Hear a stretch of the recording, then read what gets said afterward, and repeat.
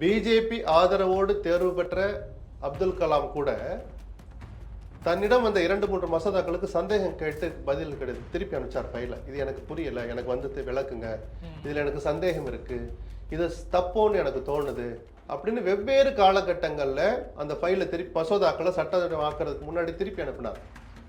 இந்த ஜனாதிபதி வந்து ஒரே ஒரு ஃபைலையாவது ஒரு மசோதாவையாவது திருப்பி அனுப்பியிருக்காங்களா? திருப்பி அனுப்பணும்னு நம்ம சொல்லல, ஒரு விளக்கம் கேட்டாங்க, இங்க வாங்க எனக்கு ஒரு இதை சொல்லுங்க, இது மக்கள் எண்ணங்களுக்கு மாறா இருக்கு, ஜனநாயக விரோதமா இருக்கு, ஏதாவது சொன்னாங்களா? நம்ம கேள்விப்படவே இல்லை. பீகார் ஆட்சியை கலைச்சிட்டு அந்த தீர்மானத்தை அனுப்பி விடுறாங்க, அவர் நிராகரிச்சு அனுப்பினார் அப்துல் கலாம். அந்த ஒரு சுய அதிகாரமோ சுய சிந்தனை உடையவரா இந்த ஜனாதிபதி இல்ல.